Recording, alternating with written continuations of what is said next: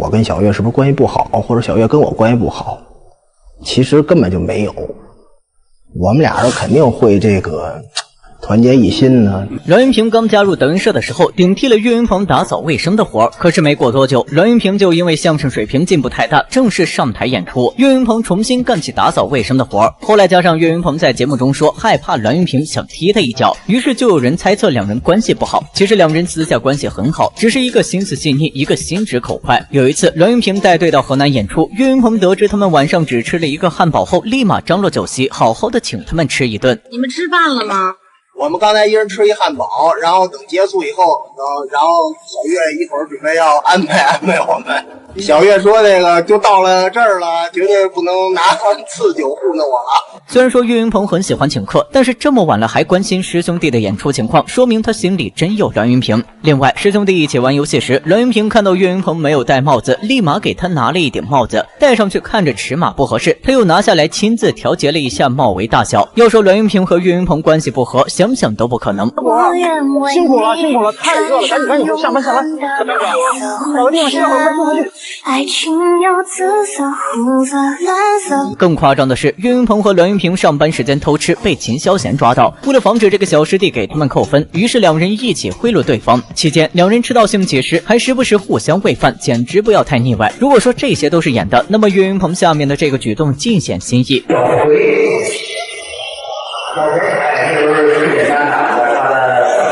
就岳云鹏，他师傅是岳云鹏，为什么呀？总有人猜测岳云鹏、栾云平关系不好，可岳云鹏却把自己的亲外甥送到栾云平手下，而且最关键的是，刘小葵结婚现场，栾云平还霸气放话，整个婚宴他承包了，能让岳云鹏主动送外甥当徒弟，可见在岳云鹏心中，栾云平是一个值得信赖的人。谁能想到，栾云平一句话把石富宽都给唬住了。我宋淑珍吗？哟，这个名字不太熟悉，不知道。那我给您稍微介绍一下啊，你简单说一说。西岳大鼓、河北梆子、单弦、河南坠子、相声、评书、快板的一个名实观众。那这位宋淑珍女士是烧饼的姥姥。听到答案的那一刻，石富宽眼睛都瞪大了。本以为是什么了不起的大人物，没想到竟是烧饼的姥姥。不得不说，栾云平为了通过年底考核是真的拼了。作为德云社副总，别看栾云平在工作中总是一副公私分明、不善言笑的样子，实际上他和其他师兄弟一样，也爱捉弄人。一次节目中，潘长江正认真的给人理发，栾云平见状不仅上前捣乱，打击潘长江的自信心。后来看到潘长江剪完了，他就拿起扫帚做事要扫地，然而半路不知道想到了什么，他就把扫帚交到潘长江手里，让对方教教自己。结果一教就是整个活都被自己干完了。您教我这条怎么用？这条就这样，就这样。把条这边有毛这边怼到地下然后慢慢这么扫，这样就这样扫。左手拿土锅还是左手拿土？左手那个扫进这个这里头，真好，扫这里头。这就叫扫地。再来扫完了。您都扫完了，我就别扫了。活该栾云平被揍，估计郭德纲也没想到这个爱徒还有如此一面。除了霍霍潘长江，栾云平自然也没放过自家师傅，直接撺掇郭汾阳上台捣乱。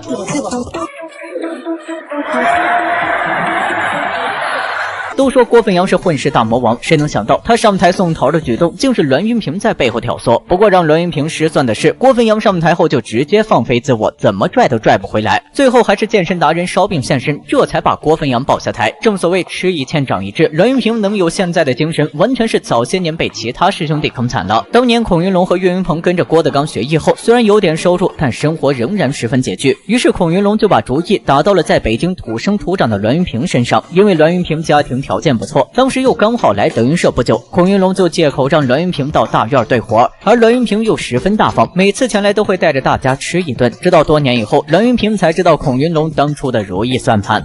离开郭德纲的徐德亮有多惨？兄弟，那不对，就是啊！谢谢小王好，谢谢徐亮师哥好，再次给他们掌声，感谢回到北大徐亮的师兄，终于签了得了。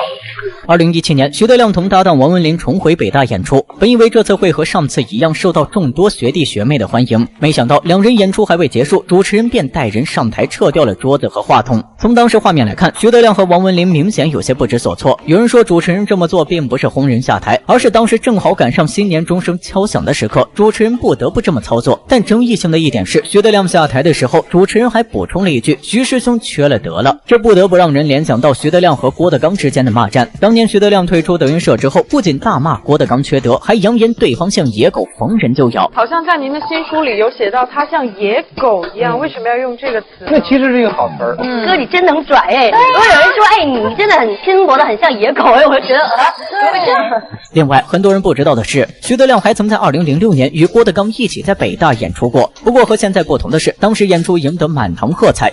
愿诸位招财进宝，日进斗金。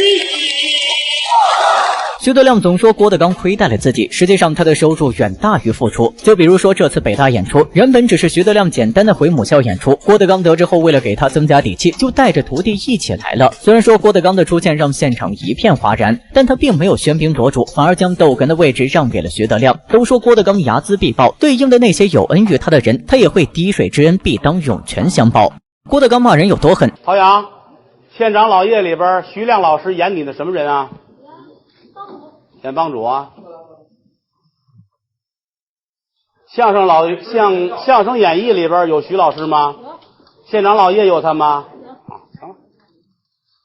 童言无忌，再给孩子拿一汉堡。当记者问郭德纲有没有亏待徐德亮时，老郭借小陶阳的嘴，直接打脸一众质疑者的脸。有人可能会说郭德纲这是咄咄逼人，可是却不知在双方散伙前一晚立了君子协议，好聚好散，互不诋毁。可让德云社众人没想到的是，第二天徐德亮就接受记者采访称，郭德纲分红不均，亏待了自己。之前我上班的时候，我挣的钱比现在多得多。后来我辞职，专门跟郭德纲干这个，我这么捧你。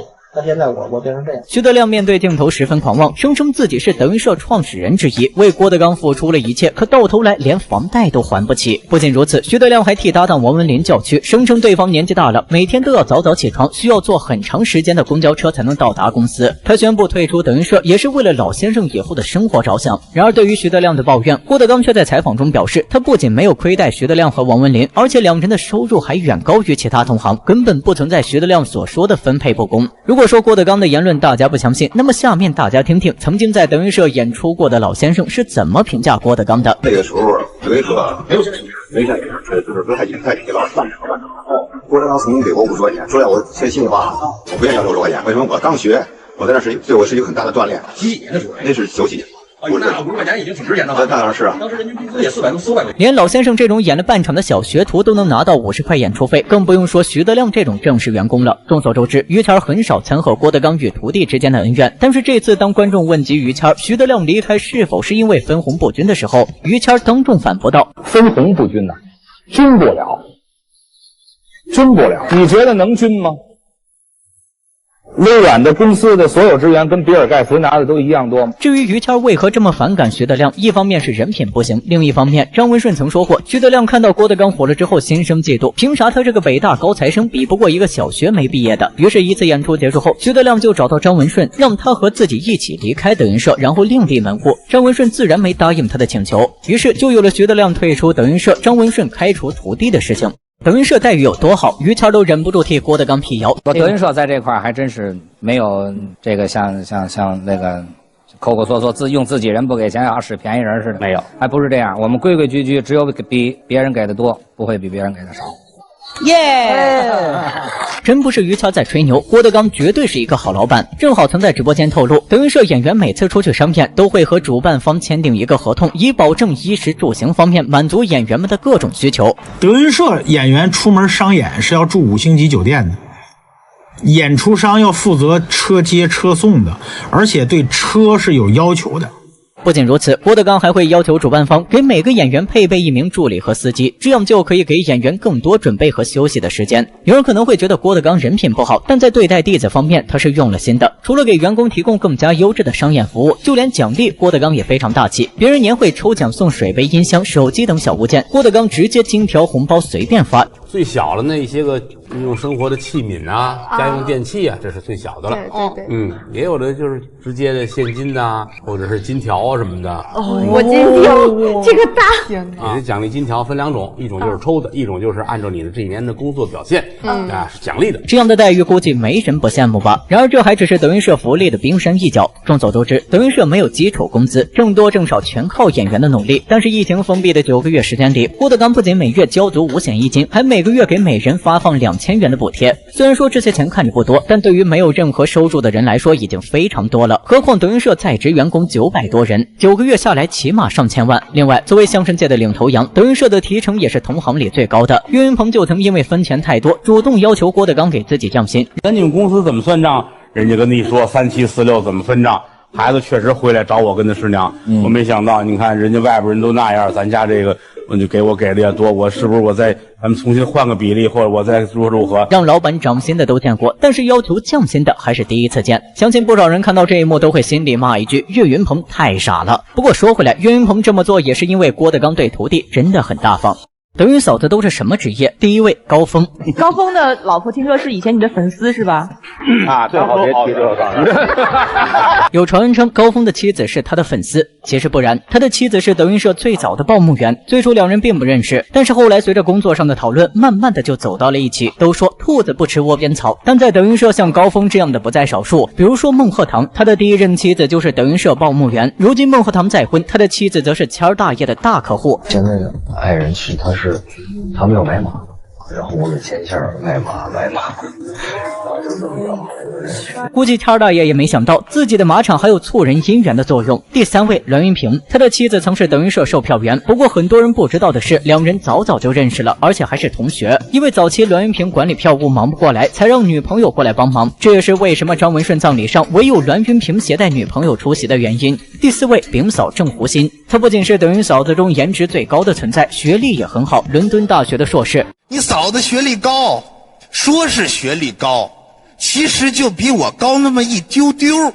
我是初中2年级没念完，我媳妇是伦敦大学的硕士。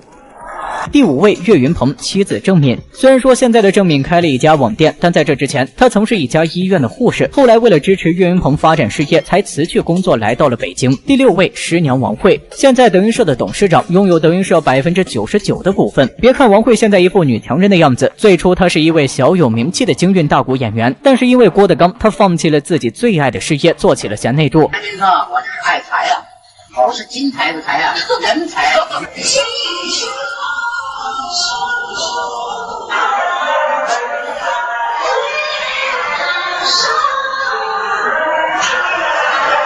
而在德云嫂子中，最让人想不到的还是张小白的女朋友，现役女排队员，身高1.82米，还曾拿过全锦赛冠军。德云嫂子们有多不让人省心？我最早买的那个，最早买的。什么时候？最早是哪？不要最早是什么时候？就是去年。去年我怎么不知道什么时候？因为丙嫂坚信包治百病，所以烧饼经常在家发现意外惊喜。在烧饼的连环拷问下，丙嫂捂着脸快速离开犯罪现场。除了买包以外，丙嫂还会用2副面孔逼疯烧饼。晚饭时间，烧饼询问丙嫂吃什么，结果被吐槽说没有主见。为了不被看低，第二天晚饭的时候，烧饼就订了一家面馆，谁知又是被一顿责骂。早饭订好了，咱们晚上吃那个西安特色阳泉面。可是我今天晚上不想吃辣的。你怎么都不问过我，经过我的同意就订餐厅了呢？你尊不尊重我呀？此时烧饼小小的眼睛里满是疑惑，我不做决定说我没主见，我做了决定又说我不尊重人。如果不是情绪稳定，估计烧饼能当场抓狂。当然这还不是最惨的，郭德纲曾在节目中透露，烧饼但凡做事有点不挨着，丙嫂上去就是一脚，让他看了都忍不住心疼。另外妻子发出命令，烧饼更是不敢不听。媳妇一说睡立马就睡，关灯，人家一句话关灯睡关，要不上厕所再看会儿手机。有时候为了不打扰妻子睡觉，烧饼就会到卫生间玩手机。经常有人好奇，烧饼为何能找到这么漂亮、学历又高的妻子？看他的婚后生活就知道了，真的把妻子当孩子宠。另外，很多人不知道的是，烧饼结婚时还发生了一件趣事。烧饼邀请王九龙当自己的伴娘，发了一张妻子和朋友的合照。谁知王九龙看到照片后，直接指着丙嫂就说：“我看好这个了，把她介绍给我吧。”把烧饼都整无语了。高峰都知道，典型的老艺术家性格，但他的媳妇儿却完全不同，和相信包治百病的丙嫂不同，高峰媳妇儿更相信钻石可以治百病。演钻石的广告哦，钻石广告，两口坐着看，媳妇儿，哎，我就喜欢这个，跟高峰说，钻石，我就喜欢这个，高峰看看，行，等着吧，一会儿还重播呢。然而德云嫂子的威名远不止如此，德云嫂子们有多可怕？挣了钱我不能拿，我不能摸。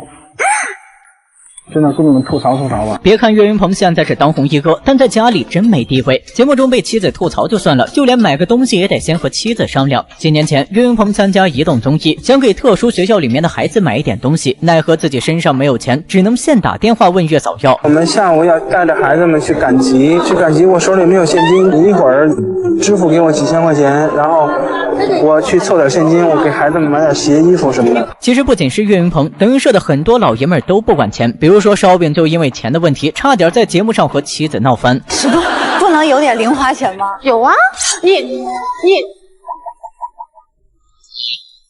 不是，就是他能做主家里的钱。饼嫂一个眼神，吓得烧饼连忙改口。不怪现在很多娱乐圈明星都找德云社演员当男朋友，真的太放心了。至于德云社老爷们为何要怕老婆，这还要从郭德纲说起。虽然说郭德纲现在名气很大，但他在德云社没有一点股份，甚至于银行卡都在妻子王慧手上。因此，郭德纲每次外出看到自己喜欢的东西，都会先想一想妻子让不让买。郭老师一般是以我们那个嫂子的命令为主。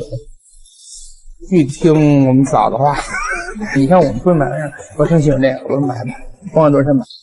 我老就怂，哎呀，你嫂子让买吧。不怪孙越如此感慨，实在是郭德纲的做法太让人意外。毕竟大多数明星都会把钱握在自己手中，而至于郭德纲为何要这么做，一方面让妻子放心，另一方面也是报答妻子之前的付出。当年郭德纲孤身一人闯荡北京，没钱没背景，是王慧瞒着父亲变卖首饰和车子，帮郭德纲一次次解决缺钱危机。因此郭德纲成名之后就千倍万倍的还回来。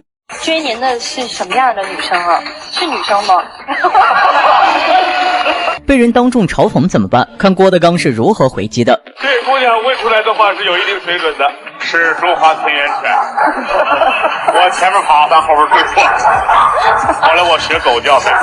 女嘉宾假借开玩笑，用极尽侮辱性的词汇对郭德纲进行嘲讽。然而郭德纲听后不仅没有生气，还顺着女嘉宾的话，让假玩笑变成了真玩笑，同时提醒对方好好说话，不要像动物一样。可女嘉宾显然没有听懂郭德纲的意思，继续他的低情商发言，直言郭德纲30岁长得像40岁，追他的女生肯定年纪都很大。眼看女嘉宾说话越来越过分，一旁的乐嘉都有些看不下去了，侧面提醒女嘉宾收敛一点。此时郭德纲也不再容忍，当即对女嘉宾进行反击。那您跟人好了吗？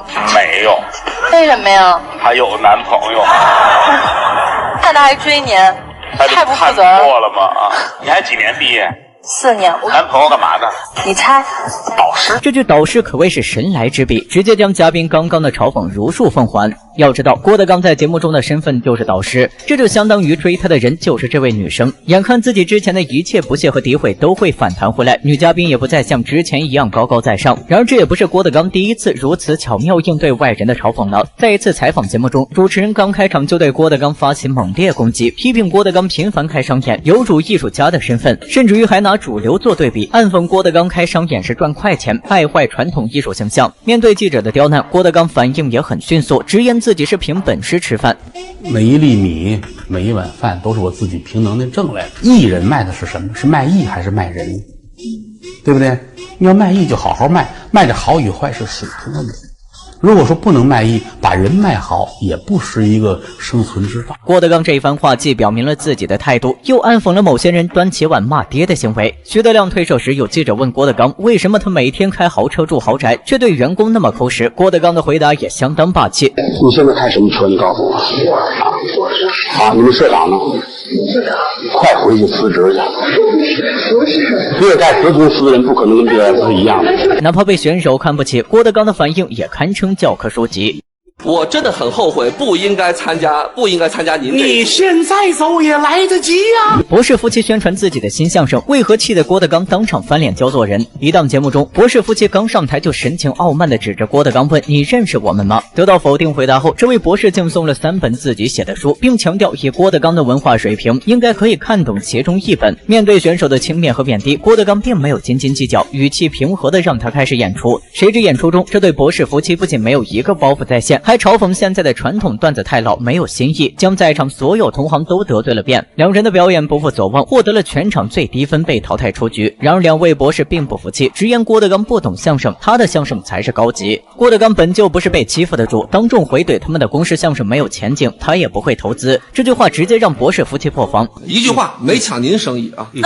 对，我因为咱们不是一个行业。一句我们不是一个行业，直接将李洪业剔出相声界。如果说这对博士夫妻有狂的资本，那么下面这位选手就有些惨了。在一场喜剧综艺类节目上，新生代相声演员陈池上场进行表演时，故意拿段子调侃郭德纲长得矮，唱什么都是平戏味儿。之后的自我介绍环节，陈池更是大言不惭地表示，自己和郭德纲的差别就是一个上过春晚，一个没有。言外之意，自己的相声水平一点不比郭德纲差。因为我的梦想是在30岁之前上中央电视台春节联欢晚会。此话一出，英达、谢娜明显都愣了一下，纷纷转头去看郭德纲的反应。郭德纲虽然没有马上出声，但在点评环节直言陈池做人太狂，以后容易没出息。30岁之前不狂没有出息，30岁之后还狂是肯定没有出息。所以在你这个年龄随便，知道吗？怎么都是对的。为什么呢？这个岁数要说这个岁数的话。对于这样的小辈，郭德纲也只是稍微教育了一下，毕竟都有年轻的时候。但是对于那些为老不尊的人，郭德纲就没有那么客气了。郭德纲与清华北大教授互骂，多好玩！说您怎么看郭德纲啊？清华的教授说：“我不会理睬这种文化流氓的，我也不认识他。”他张嘴就骂街，你说他便宜了吧？便宜就是没面对面的跟我说，相声界比后宫乱多了。05年郭德纲大火后，就有清华教授骂郭德纲是文化流氓，对此郭德纲也毫不客气，现场犀利反击。众所周知，郭德纲小学没毕业，而因为学历低，郭德纲也没少被外界吐槽。但也因为如此，郭德纲的爆红就刺痛了某些人心。曾有好事记者采访北大的一名教授：“你怎么看德云社的相声？”对方想也没想就直接回答道：“这就是泡沫文化，我认为3个月之内他们就彻底完了。”可是现在20几年过去了，德云社依旧发展的那么红火。反观那位北大教授，不知道现状如何。除此之外，郭德纲还在节目中透露了一件有趣的事情。曾经有一位记者给教授发去短信，怎么看待郭德纲这个人？这位教授如此回答：“我不会为了这种文化流氓接受采访。”随后这条短信就被那家媒体曝光开来。那位教授显然没想到事情会发展成这样，急忙上报法庭，要求1万元的赔偿。虽然说最后上诉成功，但也成了业内的笑话。特别是郭德纲没少编段子砸挂。郭德纲于前北京德云社能有今天，靠的是在座的各位。第一，我不感谢领导；第二，不感谢专家；第三，不感谢同行。你想啊，相声从开始有到它发展兴盛起来，没有专家的出现。那这2年才有的专家。来4个专家，我按这个相声这样子讲哎，你连话都说不利索，你教我。虽然说话有点狠，但事实确实如此。随便一个人就自称是专家教授，然后为了彰显自己的身份，对某件事指指点点，典型的外行指导内行。就比如说种地，农民世世代代干了好几辈子，该干什么不该干什么，他们能不知道？还用没下过地的专家教他们怎么做？德云社凡是小剧场都得有东方朔排位，上台之前课。东方朔是谁？为何德云社后台要供奉他的牌位？其实东方朔本姓张，是西汉时期的著名文学家。因为他说话幽默搞笑，经常逗皇帝玩，所以相声界就把他请过来当精神上的领袖。像梨园行，你知道他拜唐明皇，对不对？他拜唐明皇啊。那你相声界拜谁呢？就把东汉的著名的这个侍奉皇帝的这个幽人东方朔请出来。除此之外，相声界还有一位活着的祖师爷朱绍文，他也被誉为相声界的开山鼻祖。虽然说相声始于张三路，但他说的基本是笑话。后来朱绍文收了徒弟，才变成对口相声，也是这个时候才反称张三路演的那个东西是单口相声。所以要说谁才是相声界真正的开山鼻祖，那一定是朱绍文。朱绍文和郭德纲一样，最早的时候唱过戏，其中大家熟悉的京剧《八大拿》就是他写的。至于郭德纲为何不在德云后台供奉朱绍文，而是供奉东方朔，主要是因为东方朔距离现在时代久远，适合当一个精神支柱。他到上场门过个揖，祖师爷保佑我今天可别亮调啊，别忘词啊，我得对啊，如何我得溜一点，如何。他最起码他有一个心理支柱。他会觉得有人保佑他了，怎么样？有人可能会说郭德纲迷信，其实很多相声演员演出之前都会拜一拜东方朔，甚至于其他曲艺行业也都有自己的祖师爷。比如说戏曲的祖师爷是唐明皇，评书界的祖师爷是周庄王等等。哪怕是赵本山也在家里供奉了一个二人转大师兄。当年这张照片被发到网上后，还引起了不少网友的争议，说后面供奉的是娃娃是小鬼。和东方朔等祖师爷不同的是，这个大师兄除了摆着供奉，还可以当做演出的道具。当然，关于他的使用也有严格要求，不能磕着碰着，不然就是不吉利的表现。听郭德纲讲你不知道的历史知识，你老说哎呀，孔圣人、孔夫子周游列国，你想周游列国，其实咱们现在说能有多大呀？他打鲁国出来，奔陈国、奔蔡国，鲁国是山东，他去那6国都是河南省，对吧？孔圣人周游列国就是河南省内游啊。孔子周游列国14年，竟然大部分都在河南地界。听郭德纲这么讲，不知道大家是否都有一种精神幻灭的感觉呢？丹书铁券大家都知道，电视剧中谁立了功，皇帝就会赏赐一枚丹书铁券。然而很多人不知道的是，丹书铁券的饶命次数不止1次，只要皇帝允许，可以10次，也可以上百次。只不过有了它，并不代表以后就没有性命之忧了。平时大家买东西都见过一句话，最终解释权归商家所有，丹书铁券也一样，只要皇帝想让你死，丹书铁券即使有10次免死机会，那么最终也要死。这个玩意儿，龙眼无恩，帝王无情啊，那哪说得准？皇上这一问，能杀你吗？不能，1次了啊，问10遍是吧？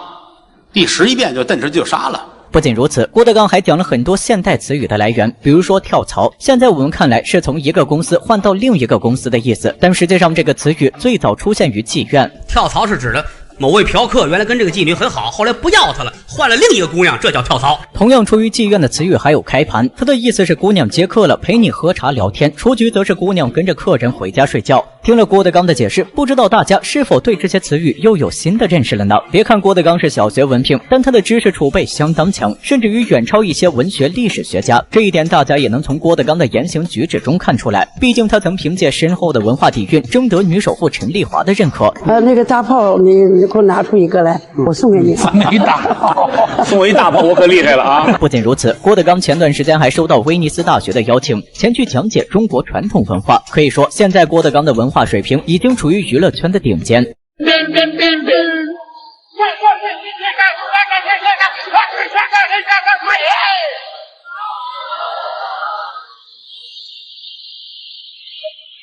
此时蹲在地上的郭德纲心中既悲凉又绝望，用心编排的相声剧没人看，弟子们作妖却呼声不断。看出搭档不对劲的于谦随即将郭德纲拉向舞台，而郭德纲也在这时借着玩笑表达了自己的不满。你们这都没轰，你们轰刚才那个，我明白了，你们是不知道好歹。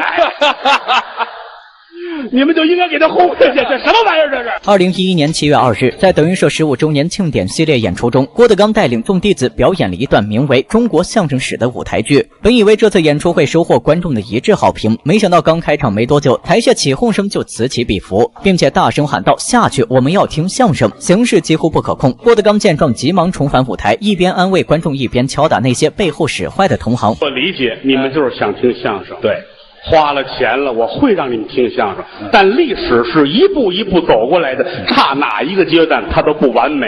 这5分钟就这么难等吗？郭德纲当着观众的面喊剑发火，这才遏制住台下捣乱的观众。可是面对这样的场面，下面该派谁上场才能稳定场子呢？就在郭德纲疯狂想办法的时候，站在后面的岳云鹏主动举手示意，下面那场他演。看到这一幕，郭德纲露出欣慰一笑，并且大声地表示一定要好好演。就这样，岳云鹏凭借多年的积累，终于让现场气氛回温，然后就有了开头的一幕。而德云社现在以商演市场为准的模式，就是从那个时候开始确定的。有人说这场中国相声史的失败与同行闹事有关，也有人认为与剧情有关。相声最辉煌的时代是上个世纪80年代左右，而郭德纲排练的这场相声剧主要讲述了相声从清末民初到现在的发展历程，目的在于让大家了解相声发展的不易。可对于观众来说，他们想看的不是简单的历史发展脉络，而是更精彩的作品呈现。不过不管原因如何，郭德纲现在都走出了自己的康庄大道。继金陵野之后，又一个侯耀文徒弟示好郭德纲，可能为了剧场效果，会打一些我们认为的叫擦边球。如果他哪句话真的违法了，国家就会管了。国家既然没有管，证明他还没有触及到什么。胡耀文大弟的贾伦直播时被问如何看待郭德纲的三俗相声，他先是表示郭德纲的相声没有违法，然而又在线呼吁网友多多包涵这些私人社团，因为他们真的不容易。言辞激烈，情绪激动，似乎真的为这个小师弟打抱不平。郭德纲曾说过，胡耀文收自己为徒时遭到很多师兄的反对，而且还有人爆料郭德纲未能加入铁路文工团，就是因为贾姓师兄在捣乱，因此大家都以为郭德纲和同门师兄弟关系不好。然而近期直播中，贾伦一改往日沉默形象，大谈对郭德纲的看法，并且表示郭德纲进铁路文工团失败与自己无关。我师父是团长，侯耀文先生是我能左右得了吗？我跟人家德纲，我们哥俩往日无冤，今日无仇，我凭什么阻止人家进这个团？您觉得我这样人的格局能这么低吗？虽然说贾伦这番发言成功让自己洗刷冤屈，但也暴露了他们看不起郭德纲的态度。当初郭德纲被主流围攻的时候，如果他们能站出来帮助一下，那么结果或许大不相同。如今郭德纲闯出名堂了，大家就争相澄清谣言攀关系。另外，关于禁止观众搭茬的问题，贾伦也在直播间表示话是他说的，但有一个前提，那就是不主张给年轻演员搭茬。面对观众的搭茬，经验丰富的演员能应付过去，但对于一些年轻演员来说，很可能造成严重的舞台事故，而且观众随意搭茬和跑火也会影响节目的效果。我再问您，您花10块钱买的票，我也花10块钱买的票，您干嘛就张嘴说话呀？就是。那我呢？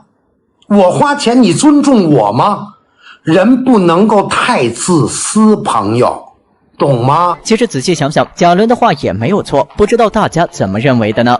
胡耀文徒弟今昔对比，有人臭名远扬，有人称其相声界半壁江山。第一位陈寒柏，陈寒柏曾是一名非常优秀的相声演员，深受胡耀文看重。可是出名之后，陈寒柏就开始疯狂的接广告代言，甚至明知是假冒伪劣产品，他还伙同商家一起欺骗消费者。据统计，2年时间里，陈寒柏共代言了包括医疗保健、饲料等在内的80多个代言。不仅如此，陈寒柏还一口气认了6个干爹，其中最小的施正杰仅差4岁。师傅总不能所有的东西都会吧？你还想学怎么办呢？你可以来拜了干爹，你要拜了干爹，你就有资本跟人学了。对，但是我们这还有一个行规，就你拜了干爹，你就得当真爹那么养着，就得管他，你就得管他，不管是怎么的养老送终，你都得管。第二位齐志，在郭德纲还为生计发愁的时候，齐志便已名声大噪，多次登上春晚。然而后来随着他和大兵列学，就逐渐消失在人们视野中。第三位常宽，二哥拜侯文先生，那其实就是你跟郭德纲是一个师傅啊，我得叫他师哥。你别看啊，他比我小，但是他比我早哦。我就说我想学相声，你猜他怎么说的？他怎么说？你真想学？有一个条件。把吉他给我教会了。2005年，常宽拜在侯耀文门下后，就开始从歌手转行说相声，但是没坚持多久，他就开始进军娱乐圈，出演了不少影视作品。后来不知什么原因，他就逐渐消失在了人们视线中。第4位郭小小，双枪李向阳扮演者郭振清的孙子，因郭振清的关系成为侯耀文徒弟。后来因为侯耀文遗产争夺案饱受争议，接到法院的电话的时候，是在天津到北京的高速上，他说：“您好，西城区法院。”我总认为手机来电话就是现在好多手机不经常什么保险呀、什么推销这个那个的固话，我很少接。我拿下来之后，我是西城区法院，我说我这不打官司，我还把电话挂了。第一次，侯赞认为是郭小小暗中配合侯耀华，将父亲的积蓄和财产偷偷运了出去。第5位郭德纲，因为不是科班出身，被众师兄弟看不起，如今凭借一己之力撑起相声界半边天。第6位金林野，和郭德纲同一天拜入侯耀文门下，但不同的是，当初金林野有多威风，现在就有多落魄。侯耀文去世后，金林野因为看不惯二叔侯耀华的做派，被处处排挤，最终无奈到南方发展相声事业。同样是跳门，为何施正杰拜师被阻挠，而贾伦却能轻松拜入侯耀文门下？贾伦这样拜过2次师傅是吗？我到陈州去演出，然后赵先生因为肝癌去世了。去世我那年才17岁，后来我父亲就说：“你这么小，不能没有人教你，说你还想跟谁学？”后来我说我就想跟侯耀文先生学。当年施正杰想拜侯宝林为师，侯宝林也愿意收徒，可是消息一经传出，就遭到同行的一致反对。要知道相声界有个规矩，那就是一名相声演员只能拜1个师傅，即使师傅去世也不能再拜1个，不然就是跳门，会遭到所有同行的唾弃。最后还是侯宝林将马三立请到拜师现场，这才顺利收下施正杰。反观贾伦状况完全不同，贾伦第1位师傅是赵德亮，而他的相声也都是跟着这位师傅学的。后来赵德亮因病去世，17岁的贾伦就在父亲的操作下拜了侯耀文为师。那么，为何师圣结拜侯宝林被阻挠，而贾伦却能轻松拜入侯耀文门下呢？首先，贾伦在拜师侯耀文之前，让师叔田占义带着自己去师爷王世臣家征求对方的同意。就是说，这孩子还小，得给他找个老师。但是不是咱们这一家里头人教他了？说那教谁了？说交给岳文了。说那没问题。说岳文教他，我放心。其次，贾伦的父亲贾继光是侯宝林徒弟，而贾伦拜师侯耀文算是亲上加亲。至于师圣节为何被阻挠，除了师父去世没人调解外，还与侯宝林的身份有关。侯宝林作为相声界殿堂级人物，自然有很多人想拜他为师，可因为年纪大的原因，侯宝林收师圣节之前已经有很多年没有收徒，秉承着自己得不到也不能让别人得到的想法，师圣节自然就遭到了很多阻拦。难怪退出德云社的人最终都与郭德纲闹僵，当年不是决裂，我只是离开。但以郭老师的性格，并没有好聚好散这一说。接受记者采访时，李菁说出这样一番话：作为同门师兄弟，同时又是创业合伙人，李菁为何会说出这样的话呢？在相声方面，李菁的天赋虽然不如郭德纲，但早年两人的合作收获观众一众好评，甚至于还有人把他们称作是两颗冉冉升起的新星。然而就在大家好奇两人会走到怎样的高度时，李菁突然宣布退出德云社，理由是两人经营理念不合。这个德云社扩张的是一个不是非正常性质的扩张，这个是不合理的，而且现在是一种恶性循环。他应该吸收这个好的那么他招收的都是一张白纸到这儿来从头学相声的孩子，那么要短时间的就要委以重任，这是不符合相声规律的。李菁想要的是一个艺术团体，以相声、快板书等曲艺传承为主，演员能力大于一切。郭德纲想要的却是将德云社商业化，不管演员水平如何，只要稍加培训能够赚钱就可以。随着德云社内部管理愈发混乱，失望的李菁就离开了德云社。虽然说李菁和郭德纲是和平分手，但离开德云社的李菁不仅加入主流发展自己的相声事业，与曾经的老搭档郭德纲也再没有任何联系。而这也恰好证实了李菁在采访中说的话，其实不仅是李菁，其他退出德云社的演员也很少有与郭德纲保持良好关系的。退出那几个人关系怎么样？我们俩关系不错。我以为你要退出呢，吓我一跳。我们是知无不言，言无不尽。曹云金、何云伟都知道，当年退社的时候闹得沸沸扬扬，甚至于现在谁对谁错都是大众争论的焦点。至于为何说很难与郭德纲好聚好散，看严云达就知道了。虽然说他退社的原因至今成谜，但从德云社官网和家谱上仍保留着他的名字来看，双方并没有闹掰。事实上，严云达退社后的几年里，双方也一直保持着互不打扰的关系，直到去年张鹤晴拿退社人员砸瓜，才明白严云达与郭德纲之间的恩怨有多深。另外，德云社能发展至今，也确实是郭德纲深得玉徒之道。花100万给徒弟买房，郭德纲有多宠岳云鹏？打那天起，我结婚给钱，然后装修各方面都是我套。都知道岳云鹏家境贫寒，哪怕结婚时仍一无所有，是郭德纲帮着岳云鹏一手筹办婚礼，并且帮他买房买家具。可以说，如果不是郭德纲，岳云鹏当年连个像样的婚房都没有。然而，这也不是郭德纲第一次帮徒弟了。有一次，岳云鹏母亲生病住院，急需10万块钱做心脏手术，拿不出钱的岳云鹏心急如焚，最后不得不去求助师傅。郭德纲了解事情的来龙去脉之后，立马拿给岳云鹏12万块钱，并且派当时的剧场经理跟着岳云鹏一起处理手术事宜。我妈心肌梗塞10来万，人家二话没说都给你拿出来了，救命之恩呐！拿什么报答呀？能让我签100年我就签。岳云鹏大火后想换新车，即便当时连油钱都加不起，师娘还是义无反顾的给他钱买了一辆新车。岳云鹏经常说师傅对他的恩情无法报答，事实也确实如此。而不仅是岳云鹏，郭德纲对其他徒弟同样很好，像张鹤伦、何云伟等人结婚，郭德纲都有出钱出力。后来能站到舞台上，能有今天，而且还能参加节目，包括我的成家，我结婚都是我师傅给我拿的钱。像我来说也没有什么本事，但我就会说相声，然后就希望越来越好，不给师傅丢人。有人说郭德纲只对有名的徒弟好，其实不然。当年黄鹤飞拜师后，因为没有什么知名度，在北京差点混不下去，最后还是郭德纲出手相助，他才度过了那段最难熬的时期。在北京实在过不去了，找师傅去吧。本身脸皮就薄，师傅看我黑一笑，给我拿了一沓钱，拿着孩子。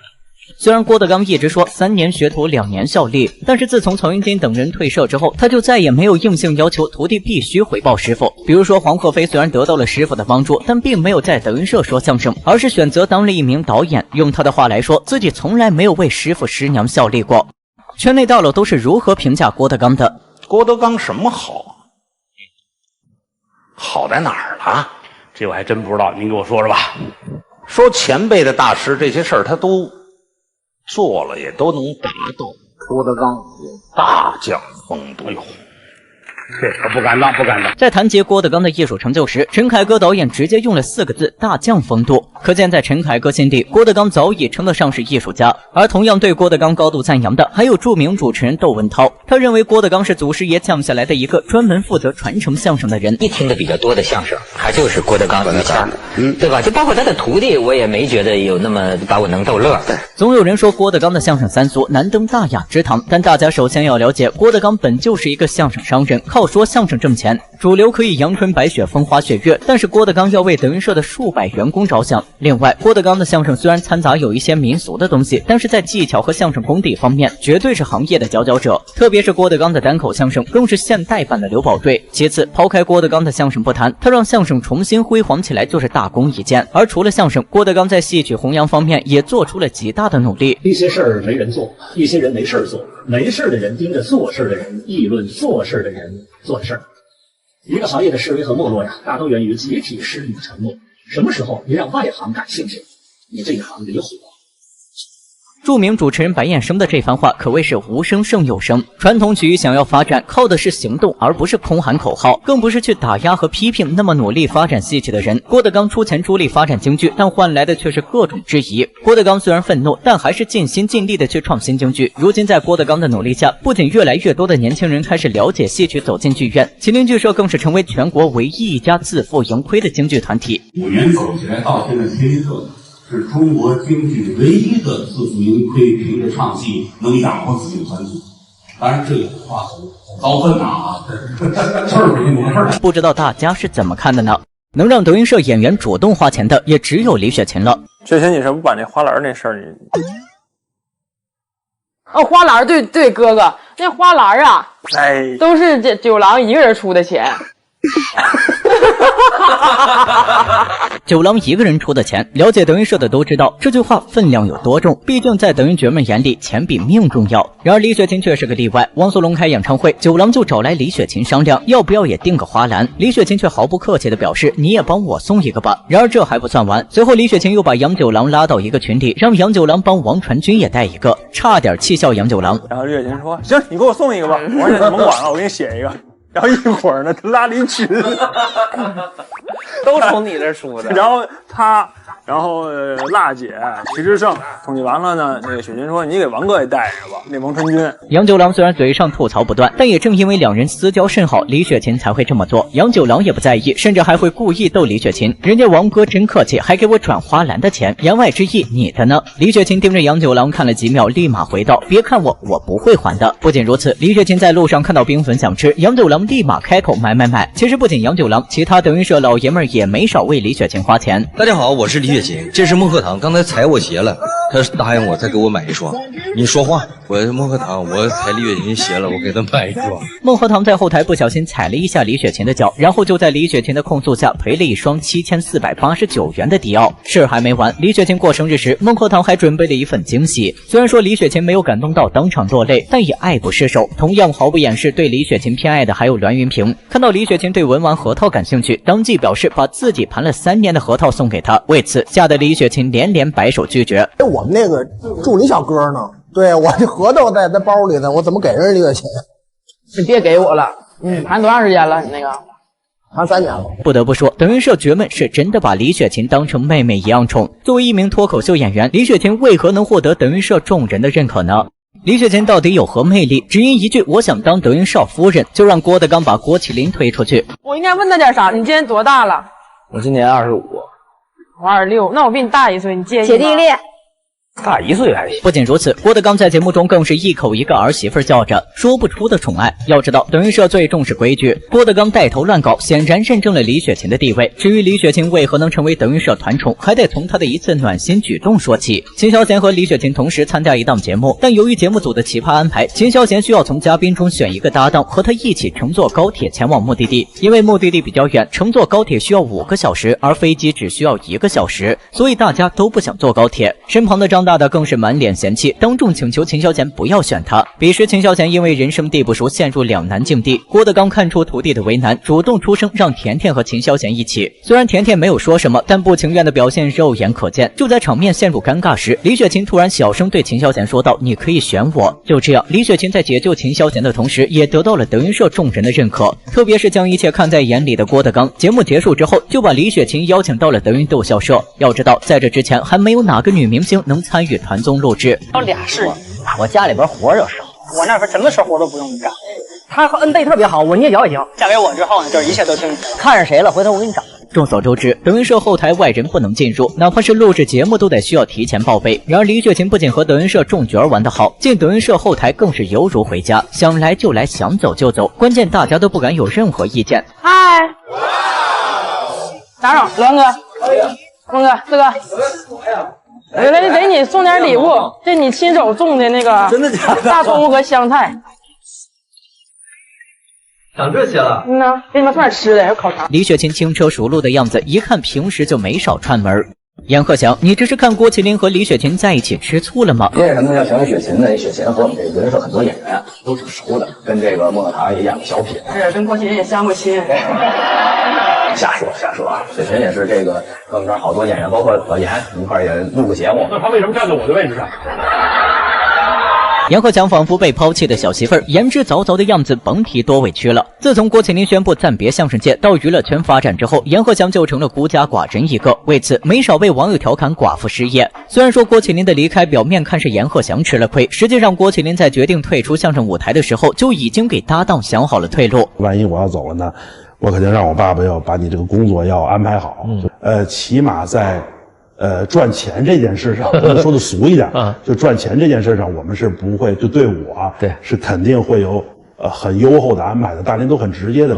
另外，大家也会发现，郭麒麟和阎鹤祥分开之后，阎鹤祥就很少登台表演了，甚至还来了一场骑摩托全球旅的活动，以至于今年的冯翔演出上都因为没时间而缺席。至于郭麒麟为何对阎鹤祥这么好，除了两人多年的搭档情以外，还因为大林闯荡娱乐圈的底气是阎鹤祥给的。曾经郭麒麟想过去留学，甚至还把这个决定告诉了阎鹤祥。阎鹤祥虽然也为自己的生计担忧，但他没有阻止郭麒麟。为了让郭麒麟安心上学，他还郑重地向郭德纲承诺：“你不说我也不干了，你走多少年我就干多少年。”但如果说你去上学，站在一个朋友的角度上，我得双手赞成你。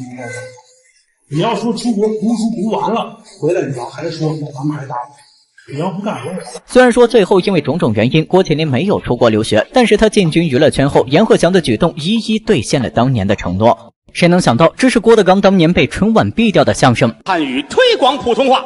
就干这事，你父亲自己主动把自己这份档案，放在宣武区大众浴池。那是存档案的地方吗？那个，搁2月就潮了。那个，别说这么肮脏的。众所周知，郭德纲只上过1次春晚，他表演的《败家子》更是收获一片差评。其实很多人不知道的是，郭德纲当年为春晚准备的作品并不是《败家子》，而是一个名为《推广普通话》的本子。因为这版推广普通话讲的不是澡堂就是于谦父亲的趣闻，虽然十分欢乐，但与普通话关系不大。于是，在直播前一天，导演组就毙掉了这个作品。而郭德纲也在无奈之下临时创作了《败家子》要换一个什么样的题材。明天录备播带，后天直播。我今天重写了一个，就是那个败家子儿。虽然说春晚当天的演出效果并不是很好，但里面的内容讽刺性太强，特别是砸挂二大爷的那段，毫不怀疑侯耀华在现场的话，两人能当众打起来。出国在国外在海上还碰见海盗了，二大爷问干嘛呀？对呀，要钱。好啊，不害怕。我二大爷没事。好啊，我要去那儿。我问问，要多少钱呢？是这个要50万。好，给你100万，给我开一个200万的发票。都知道郭德纲有仇必报，没想到人家骂上了央视春晚。如果赵本山有这种劲头的话，那么他也不会早早的退出春晚。2012年，赵本山带着自己的新作品到春晚进行审查，谁知哈文看过赵本山团队的表演后，却让他们重新改稿子，但稿子改了好几版，导演组仍说作品没有教育意义。没办法，赵本山又拿出第2个本子进行审查，谁知再次被打回。出来之后，我念完第1稿，把我乐够呛。后来呢，导演组通知我这个本子不能用了啊，可能是以不知道什么原因呢，就觉得不太妥当。眼看自己的想法和对方达不成一致，赵本山随即带着自己的作品登上了当年的辽宁春晚。没想到就是这个被哈文接连否定的作品，不仅捧红了宋小宝和海燕，还让当年辽宁春晚的收视率首次超过央视春晚。早年郭德纲是真敢说，一旁的于谦脸色都变了。你看这教授有什么外水光想钱你看这上面一个个戴眼镜，谈吐很儒雅，像教授。那谁是教授？谁是商人？那大夫不给钱多做手术，心狠手辣，跟杀手似的。你看这杀手组织性、纪律性很强。你分得清哪是杀手，哪是大夫吗？你看这好多官员伸手要钱，那就跟贼似的。你看这贼有组织有纪律的，你分得清谁是官谁是小偷吗？都知道张康贾旭明的相声是讽刺相声的天花板，其实早年的郭德纲敢说程度一点不比他们差，上到官场乱象，下到同行恩怨，就没有他不敢砸挂的。CCTV2，这是多大的勇气！谁好意思承认这个？没来膝盖上。2006年，郭德纲以平民偶像的身份代言了藏秘排油，结果1个月不到就被青年周末披露藏秘排油涉嫌违规生产，广告多处深陷违法。后来随着工商部门下场，郭德纲也被消费者告上法庭。如果只是这样就算了，没想到第2年的315晚会曝光了此产品假冒伪劣，同时暗指郭德纲虚假宣传，这对正红极一时的郭德纲来说无异于晴天霹雳。特别是所有人将锅推到他身上的时候，郭德纲异常愤怒，产品自己吃了，各种证件手续自己也都审核了，没有问题。作为一名演员，他做到了自己应有的责任。再说这个产品已经在央视打了好几年的广告，如果有问题，那么央视也应该负相关责任，而不是把所有过错都推到他的身上。都说郭德纲嫉恶如仇，睚眦必报，如果没有人惹他，他又怎会吃力不讨好？不过要说郭德纲骂的最多的还是那些相声同行，夜读的豺狼判女鬼，单身的老头判大娘，演戏盼着能得奖，说相声盼着死同行。这可真是丈夫行凶。如果放在现在，给郭德纲800个胆子都不敢说。主流打压他，他偏要扛起非主流的大旗与之抗衡。他爱相声，所以无所畏惧。不过现在郭德纲的段子保守了很多，有人说他江郎才尽，也有人说他活成了自己最讨厌的样子。但不管是哪种，都是现在的生存之道。郭德纲可以不畏惧任何人，但他的身后还有一帮人。05年的郭德纲到底有多厉害？我认为可能你到了德纲老师的这个年龄的时候，可能你的艺术上的造诣和功力可能会跟他不相上下，而你为什么总是要妄自菲薄，说超不过他？不可能，不可能，不可能，什么原因？因为他在最巅峰的那个状态是神级水平，就是当年的小蘑菇在世也就这样。小蘑菇是谁？相声界公认的天才常宝坤。王自健把郭德纲比作常宝坤，可见他对郭德纲的业务水平有多认可。别看王自健现在淡出了人们的视线，他当年也曾红极一时，甚至一度认为是个天才。可是郭德纲的出现打破了他的一切自信。虽然说后来王自健和郭德纲闹掰，王自健也没有对郭德纲的业务水平说过一句坏话。其实不仅是王自健，哪怕是身为对手的姜昆，也曾被郭德纲的实力和精神所折服。他一演40分钟，演50分钟，演1个小时，完了以后折了一个跟头，再折一跟头，完了以后前胸后背全是汗水。我就在想，我们的专业演员没有这样的献身精神。姜昆说的正是郭德纲在2005年天津省亲演出中的表现。当时郭德纲为了赢得家乡父老的认可，也为了证明自己卖力的表演，而观众也看得非常尽兴，一次次喊着再来一次。就这样，郭德纲一晚上连续返场25次，创下史无前例的返场记录，甚至至今都无人能够打破。另外，德云社演员郑好也在直播间透露，郭德纲最火的时候，连侯耀文、施圣杰都接不住他。郭老师最红的时候，就刚红的时候，还别说最红的时候，刚红的时候，施圣杰先生、侯耀文先生接不住。侯耀文任铁路文工团团长，郭德纲跟着师傅到处演出，可纵使有石富宽、施圣杰等一众骨干，还是比不过郭德纲的人气。为了不落自己的面子，同时满足观众的要求，于是侯耀文就在演出中设了一个中场休息。他是中场休息的攒底，郭德纲是整场的底，就这样演出才算顺利完成。原来本山大叔的辽宁民间艺术团才是隐藏的宝藏团团。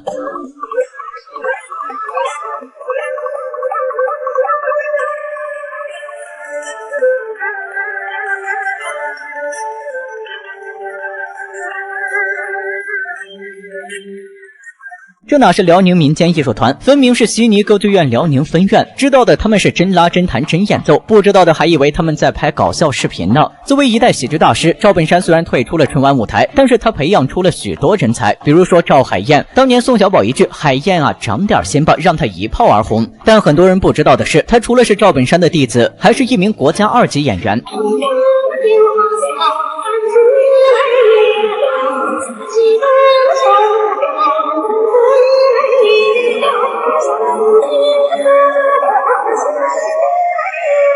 都知道赵本山徒弟中唱歌最好的是小沈阳，其实海燕一点也不差，就这一嗓子都能和我是歌手那帮人拼一拼。如果说海燕这一嗓子已经够令人惊讶了，那么在本山传媒中，像他这样的宝藏人物几乎遍地都是。首先就是赵本山的第34号弟子田娃，而他的拿手绝活就是模仿。咱得数天上回。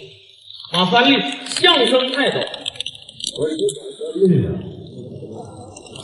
还长时间没和你们见面了，为什么呢？我不走了。除了模仿各种老先生，田娃模仿自家师兄弟也是手到擒来。不管是小沈阳还是宋小宝，他都模仿得惟妙惟肖，不怀疑赵本山在他面前不看人都听不出来。其次就是赵本山的第22号弟子杨树林，作为一个全能型人才，吹拉弹唱都没有他不会的，特别是那一首唢呐，更是专业人士见了都得竖个大拇指。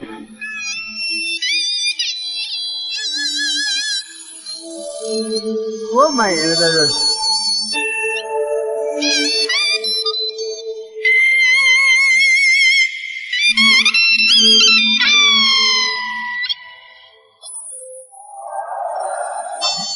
最后要说的就是宋晓峰，虽然被调侃是唯一一个穿西装像保安的人，但只要他开口，就让人忍不住感动。之前的一首《兄弟情》更是让他火速出圈。都说赵本山的本山传媒是黑社会，但作为赵本山亲手筛选的徒弟，真的是个个有才有艺。整个曲艺界能与之相比的，也就只有郭德纲的德云社了；能与赵家班打擂台的，也只有郭德纲的古曲社了。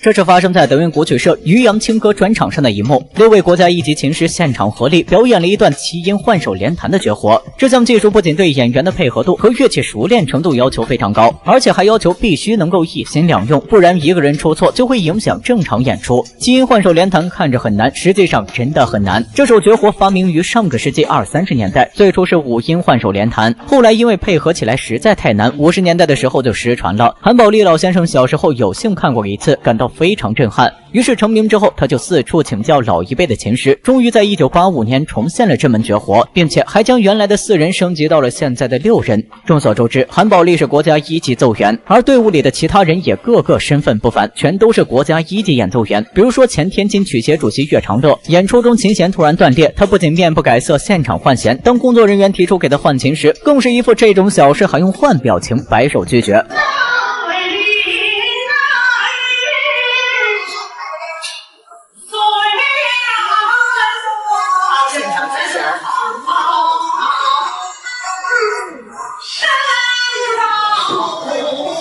果然，强者从不抱怨环境。同样在演出出现意外时仍稳如泰山的还有胡子毅老先生。别看他的名气没有韩宝利和岳长乐大，但本事一点不小。演出中不管出现什么意外，他的琴声始终和演员同步。都知道周九良单弦弹得好，他的师傅就是胡子毅。当那个周九良的乐队时候，我看啊，他俩应该是你别看大人一辈子不了解，因为俩徒弟这现在可有名了啊。这就哪个大老师他都不给钱啊！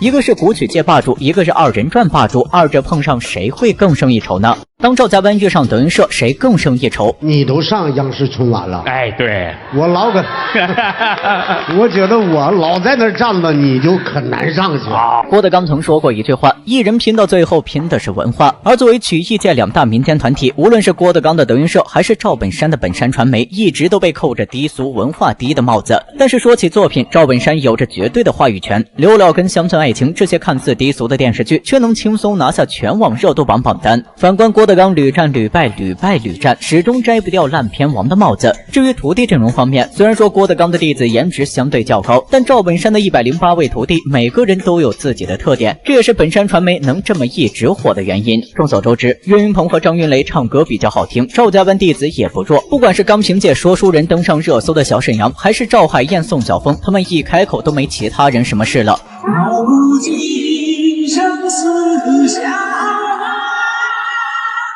尘世里万千的种种，总有诉不完的衷肠。当然了，不管是相声演员还是二人转演员，都是靠嘴皮子功夫挣钱，双方遇上也是各种互怼不断。介绍这个杨树林，树林，我们一起参加这个欢乐喜剧人，那会儿我们就关系特别的好。哎，树林，你好像你没有拿过冠军吧？谁拿过冠军啊，哥？我拿过冠军。岳云鹏靠着和台下的师弟打配合，一唱一和把杨树林贬得都说不出话。不过别看此时岳云鹏一脸得意，当杨树林上台演讲时，直接上演了一幕什么叫做原地反杀，叫少年生，在当地呢特别的红，红到什么程度呢？这么说吧，就像2年前的岳云鹏，你有点冒犯了，和现在的秦霄贤。不得不说，杨树林真是杀人诛心。郭德纲曾说过，岳云鹏是前2年最红的徒弟，但现在后浪推前浪，被秦霄贤给赶上了，仿佛还不过瘾。随后，杨树林还现场用唢呐演奏了一首《五环之歌》，直接把岳云鹏逼到表情失控。德云社一场家宴，尽显规矩森严。岳哥，师哥。哎，岳云鹏进场的时候，秦霄贤上酒席立马起身问好，而一旁的栾云平坐在座位上一动不动。岳云鹏虽然是德云一哥，但按照进门顺序的早晚，岳云鹏还要喊栾云平一声师哥，所以自然不用起身。不过看到栾云平坐在主位旁边，岳云鹏立马出声提醒，让他换一个位置，因为除了郭德纲、于谦会到场外，高峰也会参加。听到岳云鹏的话，栾云平没有任何动作，反而是秦霄贤和上酒席2人战战兢兢的起身往后移了一个位置，生怕自己做错。就在栾云平怀疑岳云鹏是想抢自己位置的时候，张鹤伦和烧饼突然出现，岳云鹏随即化身主持人，要求2人自己选座。张鹤伦环视一周，直冲主座而去，理由是这样的：哎，完了，漂亮啊！行，张鹤伦明眼看着，这也是师傅于大爷。对啊，这边呢？他栾云平啊，让爱徒挨着呀，那边人小岳呀，对不对？哎，我这儿徒得坐这儿啊，你就坐这儿，你师傅坐哪儿？师兄弟们幸灾乐祸地看着张鹤伦，并且出言恐吓他，他坐这里，师傅坐哪里？张鹤伦刚要起身，就被岳云鹏按在原地，要求他找一个人代替才行。可惜的是，大家都不上当。最后看到师傅大爷进门的张鹤伦，立马化身马屁精，将师傅迎上主座。我给您捂得热乎乎的，温度正合适。哦，那就。然而张鹤伦的搞笑程度远不止如此，在用摇号机选队长环节，郭德纲为了奖励张鹤伦在上期节目中表现的不错，就在2个摇号机里都写了张鹤伦的名字。本来以为伦哥当队长是板上钉钉子的事了，结果当郭德纲拿起球的那一刻，张鹤伦直接圆滑附体，雪花飘飘，就地作废。就最终解释权归我师傅所有，是不是？是那个要再出一个轮，我就把这乒乓球吃了。按照我们刚才的说法，如果2边都出现轮的话，这一轮作废。对，我是真的很努力的一期。对。然后结果又是这么出其不意。对，然而这还不是最绝的。张鹤伦第一次上团综，因为不知道要抢镜头，为了完成任务使劲的烙饼，结果忙活了1天，连1个镜头都没有。最后导演都有些看不下去了，让他别干了。也没有镜头，对不对？烙饼你得弯腰吧？我说你咱抬头烙，抬头我看得见吗？后来是导演看不下去了，严敏看不下去，严敏过来说：“你就一直这么烙下去啊？”我说：“不然呢？不然，好。”因为这些奇葩经历，也让张鹤伦被安上了德云惨徒的称号。郭德纲为何说最羡慕张鹤伦这样的人？张鹤伦不是能写相声吗？对呀，创作型的人。如果说岳云鹏的表演风格是剑盟，那么张鹤伦的表演风格就是骚浪剑。不仅动作上大胆出新，就是改编的作品也很污，让郭德纲都不得不在演出前问一下张鹤伦，接下来表演的节目能不能播？你唱这玩意儿都能播哈？应该行。你不会连累我们吧？不会，您害怕这个？不是，于老师，您这不厚道了。岁数大了，我得替你儿子着想。去。当然，别看张鹤伦现在这么浪，当初刚进德云社时，他可是比谁都胆小。没拜师的德云社学员都会到侧幕观摩其他演员学习，张鹤伦也一样。不过因为性格的原因，张鹤伦在学习的时候总喜欢往后抬瞅，结果被云字科的师兄看到后，冲着他就是一顿怒斥，看什么关上门。从此，张鹤伦每次在侧幕观摩演员演出的时候，都会老老实实坐在原地，不敢四处乱看。那一批其实头2颗的鹤字吓死。对，我们连后台多看一眼都不敢看，后台要开一缝，往里边路过的时候看一眼，里边板布罐，当时魂儿都没了，赶紧过去把门关上，往一待。如今张鹤伦拜师拥有一定名气后，不仅带着队员到处和人拼酒，甚至连师傅郭德纲也不放过，经常编段子调侃。张鹤伦现在作为德云6队的队长，俨然已经是德云社的中流砥柱，但是他的从艺经历非常坎坷。张鹤伦出身东北，对二人转情有独钟，于是报名德云社的时候，张鹤伦就表演了一段东北二人转。然而也是因为这个节目，让张鹤伦第一次面试失败。来一东北小孩啊，我说你会什么呀？我会二人转啊。我心里咯噔一下，为什么呢？说这个孩子呀，要是一张白纸好教，他学过二人转呢，你让他再板他的毛病啊，而且好些个习惯的东西不好弄。我们当年就没要。张鹤伦以为自己是本事不到家，于是准备冲档后，第2年又报名了德云社。结果当郭德纲等人听到他会二人转后，再次把他淘汰。回到家的张鹤伦越想越不对劲，于是第3年又报了名。这次张鹤伦不仅提高了自己的普通话水平，当评委问他会什么的时候，直接表示什么都不会。于是心软的王慧就破例收下了张鹤伦。看群了吗？怎么了啊？我觉得咱可以爆料一下。主任哥说对不起，我有点事先下了。工作人员说咱还半个小时呢。主任哥说我们家门坏了，孩子进不来了。张鹤伦惨图的称号简直实至名归，咱就说这真的不是被衰神附体了吗？要知道上次这样的事情发生还是龙字科线上面试，一位考生被锁门外，站在楼道里一边面试一边喊声红灯。卤煮肉鸭酱鸡腊肉松花小肚晾肉香肠山鸡兔脯菜蟒泥鱼清蒸哈士马大帅哎会腰会腰猪会鸭腰会鸭脚不走的白走的大。别跟我说懂了。如果不是情况不允许，张九太都想现场大笑几声吧。毕竟这么离谱的事情真不多见。众所周知，张鹤伦爱喝酒，曾凭一己之力将整个旗队喝趴。但搞笑的是，张鹤伦喝起酒来连自己都不放过，半夜拍视频找家。快到12点，还没有找到自个的小区。还没有找到自个的小区。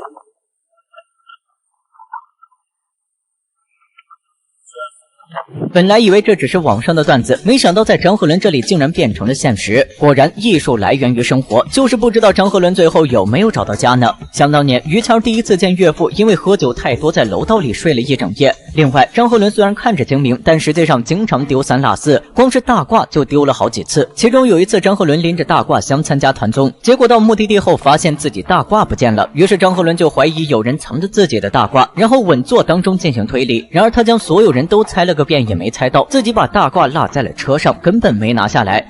是工作人员先上的车，我拎了一个箱子上车。这个憨憨并没有拿箱子。我拎完大褂之后，我搁这儿了。过道中间是人家九龙的箱子。不怪大家都说张鹤伦自带 buff， 这搞笑程度剧本都写不出来。有师傅吗？没有，然后就给我领后台来。然后就领到我叔面前，说你给赶紧投递，这个就领出去了。谁能想到上小菊拜师岳云鹏全是王慧一手策划？别看上小菊在德云社辈分最小，但他比很多师叔进入德云社的时间都早。上小菊原名上振南，1995年出生于河南，和岳云鹏是老乡。因为爷爷的关系，09年就进入德云社，跟着郭德纲学相声。本来上小菊想拜郭德纲为师，但是郭德纲又和上小菊的爷爷是好朋友，如果成为师徒，辈分就不好论了。于是上小菊进社多年，迟迟未能拜师。这几个孩子一直在德云社跟着也学相声，但我不能收他们，因为这几个孩子他爷爷跟我是朋友是哥们儿，我要收的话，这回家人家孩子没法论了，这怎么办呢？只能先寄存着。得了，岳云鹏，你收这个吧。后来王慧看了一眼上小菊的演出后，得知他还没有师傅，就让岳云鹏收下他。开始岳云鹏并不乐意，一来上小菊长得一般，二来他还没有做好当师傅的准备。不过在师娘的坚持下，岳云鹏还是答应了下来。其实不仅是岳云鹏，岳云鹏的母亲见到上小菊后也一脸嫌弃，说这是我徒弟。我妈就问我说，哎，我问你个事儿哈，这个他是分配给你了呀，还是你自己挑了呀？我说这是俺老师分配给我的。哦，这没有办法是吧？我说没有办法。德云社有个规矩，凡是拜师的弟子必须到师傅家住3个月，一来增进师徒之间的了解，二来更好的观察一下徒弟的生活品性，以便因材施教。然而岳云鹏刚把上小菊带回家介绍给母亲，对方就直接拉过岳云鹏，语气深长地问道：他是你自己挑的还是分配给你的？没有办法换了是吧？嫌弃之意言表于外。不过不怪上小菊被师奶如此嫌弃，早年的他不仅长得又黑又矮，还经常仗着自己会功夫和人打架，哪怕进了德云社也没有改掉调皮的习惯，经常把后台闹得乱糟糟。王慧和郭德纲把尚小菊安排给岳云鹏当徒弟，也是看中了岳云鹏老实本分、脾气好的特点，不然换成栾云平、孔云龙分分钟打起来。而如今尚小菊俨然成为德云社的一匹黑马，就连郭德纲都称他是剑门有后。尚小菊绝对是岳云鹏最优秀的继承者。岳云鹏有这么一徒弟，我很高兴，这是剑门有后。郭德纲一句剑门有后，是对尚小菊的极大肯定。作为德云社辈分最小的存在，尚小菊可以说比很多师叔都受欢迎。特别是从去年钢丝节开始，尚小菊一次又一次的精彩表现，让众人为之赞叹。我是螃蟹啊，不是螃蟹，您是猪蹄还是鸟？钢丝节上，郭德纲大胆地启用新人，本想给他们一个露脸的机会，但没想到新人经验不足，连续表演4场都没有让现场氛围热起来，这导致很多观众提前离席。于谦见状更是连忙出面挽留，直到岳云鹏带着尚小菊上台，现场气氛才变得热闹起来。其中尚小菊的一个现挂更是直接让岳云鹏没有接上来。之后的跨年演出中，尚小菊更是带着刘晓婷、高小贝2人到西安举办跨年专场，在和师爷与一众师叔的比拼中，尚小菊不仅没有落败，还将演出办得热闹非凡，一点都不像是郭德纲徒孙辈相声演员能达到的效果。爷爷，转过来，爷爷，爷爷，爷爷，你们就可以说正经事儿了，不用老叫这俩字儿。对，愿意叫也行啊。不仅如此，尚小菊在天津相声春晚的一番操作，更是直接惊住了张鹤伦。东鹏特饮呐！不好意思啊，这个桌子我们要搬走，岳云鹏要用它变烧鸡啊。这个孟鹤堂用它放榴莲，你把金主抱一下，谢谢，谢谢。不得不说，这波反操作实在太牛了。当张鹤伦在台上叫嚣着下次演出自己直接盘榴莲时，尚小菊还非常贴心地抱上了一个大榴莲，气得张鹤伦直接翻白眼。小菊啊，给叔一个面子，滚！有这么说话？您呐，给观众一个面子，盘。尚小菊不愧是郭德纲公认的剑门继承人，这贱嗖嗖的模样真的和岳云鹏一模一样。原来岳云鹏教出来的徒弟一点不比郭德纲差。今夜开放麦中，岳云鹏带着徒弟尚小菊一起参加，其中录制期间，尚小菊不仅一直不争不抢地站在最角落里，还时不时地帮嘉宾递东西，一点都不像是明星。直到岳云鹏喊他，才老老实实走到前面，让大家的目光集中到他的身上。那来给您，您先投吧。你来吧。好，咱们这个爱幼。不仅如此，在之后的投壶比赛中，尚小菊虽然离成功很近了，但她并没有直接投进去，而是心甘情愿当了最垫底的那个，高情商化解了其他嘉宾失败的尴尬。哎呦，要不要再近点？再近点？我觉得可以远一点。别，来，没事儿，都有垫底的了。有人说岳云鹏只会耍贱卖萌，他教出来的弟子也难当大任。但事实证明，无论是岳云鹏还是他的徒弟，都是有知恩图报、懂得与人相处的人。观众们看到岳云鹏和尚小菊师徒俩再次同台，更是要求他们合演了一段相声。你要真变烧鸡，我立马死在。咱不是提那好东西都拿出来用，观众喜欢什么，我们就喜欢变什么。那观众期待了，咱能不给观众变吗？您说是不是？哎，尚小菊果然是岳云鹏的好徒弟，直接当着师傅的面变烧鸡，就是不知道岳云鹏此时心底有没有想打死这个徒弟的冲动。当然，作为德云社最闹腾的存在，尚小菊对师傅的攻击力远不止如此。在尚小菊看来，岳云鹏2023年央视春晚中的表现之所以那么差，完全是因为被他和刘晓婷、徐小竹3人给忽悠了。为什么五木？因为我机灵，我一看不可乐，我赶紧给他哥俩使眼色，你知道五木相对，是吧？那哥俩就明白了。等我师傅一讲完，我啪啪大笑，开怀大笑。那天我们哥仨戏有点足，给我师傅笑信了。这下岳云鹏肯定再也不敢让尚小菊几人征求意见了吧？这哪是帮师傅，分明是坑师傅。虽然说尚小菊外表长得不如其他几个师兄弟，但在相声天赋方面绝对一路绝尘。相信不久的将来，尚小菊也会成为新的德云一哥吧。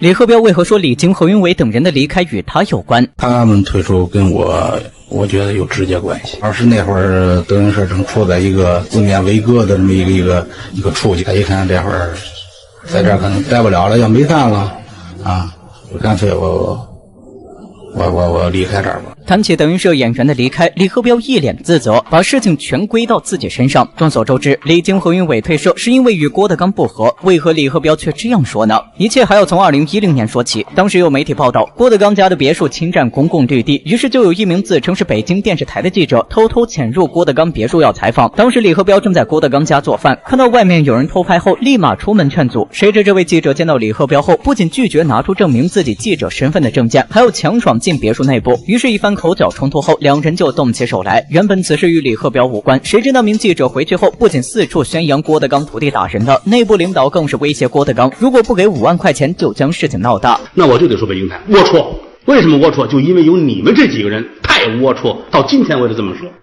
在派出所，他的某位女领导来了，张嘴就是我要5万。郭德纲自然不会同意，当晚就在演出上称李鹤彪是民族英雄，彻底与北京卫视结下梁子。而郭德纲也为自己的行为付出了代价。那个就是说呀，我还是大伙的本事工作，至于哪些事儿我也左右不了。但是清者自清，浊者自浊啊。其实李鹤彪打人的啊，但是过两天给我考虑分场。智斗歹徒，民族英雄。北京卫视下架了所有与郭德纲和德云社有关的作品和书籍，小剧场被迫停演，甚至于人民日报等多家官方媒体点名批评郭德纲，德云社一时风雨飘摇，人心惶惶。也就在这种情况下，德云社演员纷纷退社离开，其中就包括了李菁、何云伟等郭德纲最看重的人。李菁在采访中表示，自己离开德云社是因为与郭德纲理念不合，但是为什么早不离开晚不离开，偏偏在德云社最危难的时候离开呢？要知道，哪怕是对郭德纲心有怨气的曹云金，也是在8月风波之后才宣布的退出。更关键的是，何云伟在社交媒体上表示，李鹤彪打人事件爆发后，有人多次怂恿他离开德云社，所以说李菁等人的离开与李鹤彪关系并不是很大。我给我师傅惹了一个天大的祸，可是我的师傅没抛弃。现在来说，回过头再看这件事，我认识到自己的有的事太冲动。2010年，李鹤彪因郭德纲别墅侵占公共绿地一事与记者大打出手，这件事也致使德云社陷入危机，弟子们纷纷出走。对此，李鹤彪直言太冲突。虽然说这件事给郭德纲造成了严重的损失，但在郭德纲心里，李鹤彪的行为并没有错。他不仅没有责怪李鹤彪，还尽力的捧对方。在一处大幅授权的结尾，郭德纲就专门为李鹤彪加了一个打记者的戏份。干嘛呢？告诉我。记者，你别走啊！李鹤彪，你打我呀！你打我呀！哎，你打我呀！吃一堑长一智，我才不上那当呢。我是个文人。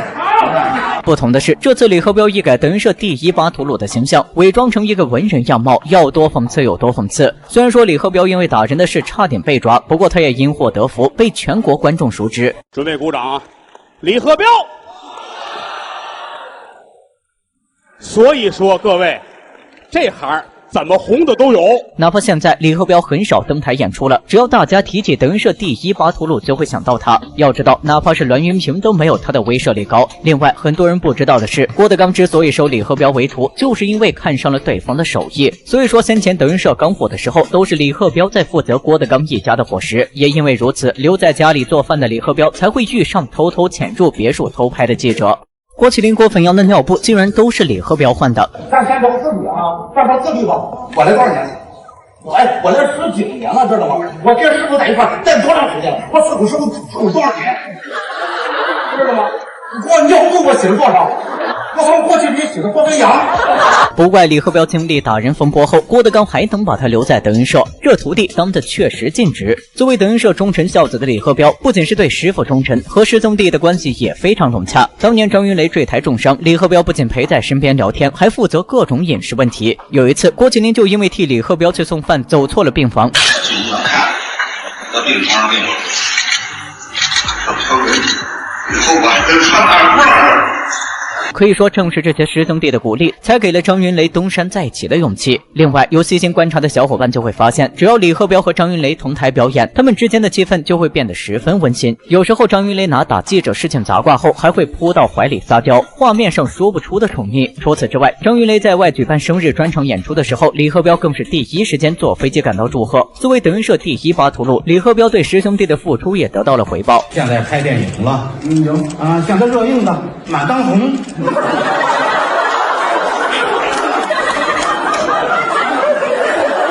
小剧场包袱吗？这不是。2023年3月16日，李鹤彪和庄子健、孔云龙等人举办了一个相声专场。考虑到这场演出的特殊性，李鹤彪就临时给岳云鹏打了一个电话，希望他能来演一个群口相声。岳云鹏虽然事务缠身，但还是一口答应了李鹤彪的要求。岳云鹏到场后，果然现场氛围热烈异常。但见此场景，岳云鹏并没有抢师弟的风头，而是演出之后立马走到后面，给足其他人机会。千万别让赵本山和姜昆同台，这口才绝了。姜昆老师管我叫了几声老师，我觉得在下边有点折寿，有点犯罪的感觉啊。所以说我就上来了。直到看见赵本山的这段即兴表演，才明白他为何能叱咤春晚几十年。2005年第5届中国曲艺节铁岭分会场开幕式上，姜昆作为曲协主席上台致辞，其中就有观众大喊让姜昆说一段相声。或许是没准备，又或许是为了节目效果，姜昆就邀请赵本山一起上台表演。然而让人没想到的是，赵本山一上台就将现场气氛拉满。过去就是好朋友，在20年前我们俩命运都非常不好，他是卖茶蛋的，我是卖煤的，在一个市场里用卖就打仗的，他一喊卖茶蛋，我说卖煤嘞；他一喊卖茶蛋，我说卖煤嘞。那以后我们就成为好朋友，以后他都卖煤了，省到我这儿了。姜昆对赵本山来说不仅是好朋友，还是伯乐。1987年，姜昆信心满满的带队去铁岭演出，谁知表演还未结束，就听到台下有观众说：“跟俺们铁岭团的赵本山差远了。”不信邪的姜昆等到演出结束后，立马拉住那位观众问：“赵本山是谁？”要知道，当时赵本山还是个无名小卒，只在铁岭小有名气。于是满脑子好奇的姜昆就去看了一场赵本山的表演，没想到被瞎子关灯和1+1等于几两个节目逗得前仰后合，差点从凳子上掉下来。把人给乐的，原来都乐了，后来都到地下去乐，没看过这么可笑的。不想错失人才的姜昆随即到后台找到赵本山，承诺道：“我一定把你推荐给中央电视台。”就这样，姜昆抱着激动的心情回到了北京，并将赵本山推荐给了当时的央视导演袁德旺。袁德旺也不负所望，那一年就让赵本山参加了国庆晚会。虽然说之后的2年赵本山迟迟未能登上春晚的舞台，但是1990年的时候，赵本山首登央视春晚，就靠着相亲拿下了当年中央电视台春晚晚会的1等奖，从此开启小品之王的传奇道路。然而成名后的赵本山并没有忘记姜昆，因为他心里清楚，如果没有伯乐的慧眼识珠，千里马再多也只能在铁岭转。因此每次有记者问及他的成名史，赵本山都会毫不吝啬地表达对姜昆的感激之情。哪怕是这次曲艺文化节上，赵本山也没有忘记表达对姜昆的感谢。姜昆老师把我介绍给中央电视台了，所以说我从铁岭出来跟姜昆是有关系的，给我鼓掌。然而姜昆却不这么认为，他认为不是姜昆发现了赵本山，而是人民发现了赵本山，是我们国家的民族艺术发现了赵本山。虽然两人都有谦虚之意，但不难看出他们的关系之好。可是前一秒还互相夸赞的两人，为何后一秒就老死不相往来了呢？姜昆一手捧红赵本山，为何后来两人却落了个反目成仇的地步？2014年，姜昆在参加交流会时，当众炮轰东北二人转低俗，网上随便一搜都与黄色有关。作为领头羊的赵本山，自然要负主要责任。当时赵本山处于巅峰时期，自然不会乖乖被骂，当即对此回怼道：“二人转是猪大肠，如果洗干净就不是二人转了。”一来二往，胜负难分，两人也就此撕破了脸。后来随着赵本山出名力挺郭德纲，两人算是彻底决裂。我曾经说过这一句话，他将来就是大师，因为我刚开始出来的时候，我就曾经让人家说个这臭狗不赖狗的，我就没信。众所周知，姜昆和郭德纲不和，赵本山的这番发言也让不明真相的观众大骂他是白眼狼，忘恩负义。想当年，赵本山在采访中表示，自己这辈子最感谢的人就是姜昆，如果没有他，就没有我。这20年里发生了什么，让两人的态度发生巨变？其实两人闹掰并不是因为郭德纲，而是理念不合。在姜昆看来，不管是相声还是小品，都必须要有教育意义，符合主旋律。但对于小品演员的赵本山来说，不管是哪种艺术，逗乐观众才是第一位。郭德纲无论到他火的时候，他不火的时候，他为难的时候，你就上所有的报刊和所有的采访，我可能我都在用心的去顶你，社会需要你，百姓太需要快乐，哎呦，对吧？另外，很多人不知道的是，姜昆开始还是很欣赏郭德纲的。比如说，2005年德云社天津省亲演出结束后，很多同行骂郭德纲25次返场，坏了规矩。唯有姜昆在采访时表示，体制内相声演员应该向郭德纲学习这种精神。他一演40分钟，演50分钟，演1个小时。完了以后，折了一个跟头，再折一跟头，完了以后前胸后背全是汗水。我就在想，我们的专业演员，你们有这样的献身精神吗？虽然说最后没有付诸于实践，但也可以看出姜昆是一个惜才的人。只是身为曲协主席的他，忽视了底层老百姓的需求和现状。大话术对他很不恰啊。我没的，这个不用掐，你播的我都不怕的。